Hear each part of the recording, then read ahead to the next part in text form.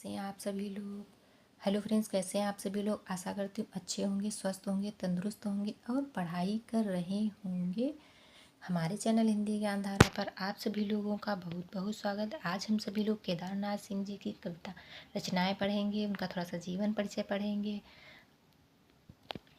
और केदारनाथ जी प्रयोगवाद के कवि, मतलब तीसरे तार सप्तक के एक कवि हैं केदारनाथ जी। और इनका जन्म हुआ था 7 जुलाई 1934 ईस्वी में। जन्मस्थान चकिया गांव बलिया जिले में हुआ था।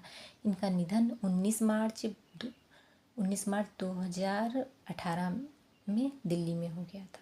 पिता डोमर सिंह और माता का नाम लालपरी देवी था। भाषा इनकी हिंदी थी।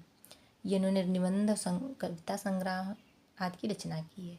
जैसे इनकी रचनाएं अत्यधिक कुछ रचना से ज़मीन पक रही है बिल्कुल अभी, यहाँ से देखो, अकाल का सारस, ये बहुत ही इम्पॉर्टेंट रचनाएं हैं इनकी। जैसे पढ़ लेते हैं, ट्रिक से पढ़ते हैं। जैसे उत्तर कबीर और अन्य कविताएं। तो कबीरदास जी कहते हैं, मतलब यहाँ से ले लीजिए, कबीरदास जी मतलब केदारनाथ जी कहते हैं कबीरदास जी से कि मतलब उत्तर कबीर और अन्य कविताएं, मतलब यहाँ से कबीर जी ले लीजिए। कबीर जी कहते हैं कि केदारनाथ जी कबीरदास से कहते हैं टाइम और साइकिल। तल्स ताय और साइकिल मतलब तत्तलसा को तत्काल कर लेते हैं। तत्काल साइकिल से यहाँ आओ।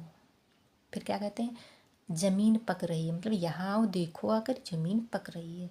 फिर कहते हैं अभी बिल्कुल अभी, मतलब अभी बिल्कुल अभी, अभी भी आ जाइए आप। तो फिर क्या कहते हैं, यहाँ से, फिर वो वहाँ पहुँच जाते हैं तो कहते हैं यहाँ से देखो।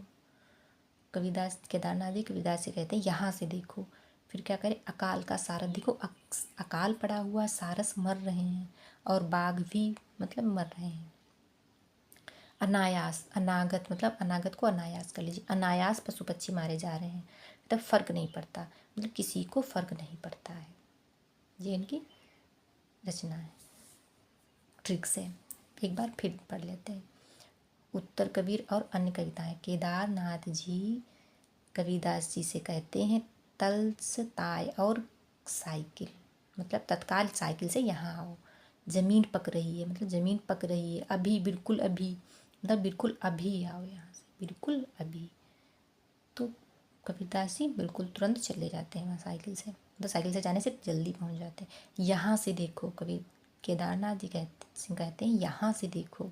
अकाल का सारस मतलब यहाँ से देखो, अकाल पड़ा हुआ, सारस मर गए, ज़मीन पकने के कारण यहाँ के पशु पक्षी मर रहे हैं, मतलब सारस मर रहे हैं, बाघ मर रहे हैं। फिर क्या, अनागत, अनागत मतलब अनायास, अनागत को अनायास कर लीजिए। अनायास ही पशु पक्षी मारे जा रहे हैं, फ़र्क नहीं पड़ता, मतलब उन्होंने, केदारनाथ जी कहते हैं किसी को फ़र्क नहीं पड़ता। तो इनकी ये रचनाएं ट्रिक से याद करने से बहुत जल्दी से याद हो जाती है। वैसे एक एक रचना पढ़ने में, याद करने में बहुत समय लग जाता है, याद नहीं रहती हैं। जैसे कि अकाल का सारस इनका निबंध संग्रह है। और कब्रिस्तान में पंचायत, ये कब्रिस्तान में पंचायत इनका निबंध संग्रह है। तो ये अकाल का सारस कविता संग्रह है और कब्रिस्तान में पंचायत इनके निबंध संग्रह है। तो इनकी ये रचनाएं, 9 रचनाएं, जैसे उत्तर कबीर और अन्य कविताएं, तत्काल और ताय और साइकिल, ज़मीन पक रही है, अभी बिल्कुल अभी, यहाँ से देखो, अकाल का सारस, बाघ, लंबी कविता, अनागत, फ़र्क नहीं पड़ता, मतलब ये इनकी रचनाएं। अगर ऐसे ही ट्रिक्स से याद करो तो जल्दी से याद हो जाते हैं आप सभी लोग। ऐसे ही ट्रिक से पढ़ने के लिए हमारे चैनल को सब्सक्राइब कर लीजिए, लाइक कीजिए, कमेंट कीजिए और कमेंट में ये मतलब लिखना बिल्कुल नहीं भूलना कि हमारी ट्रिक कैसी लगी। अगली बार तीसरे तार सप्तक के कवि, दूसरे कवि के बारे में अगली वीडियो में पढ़ेंगे। Thank you.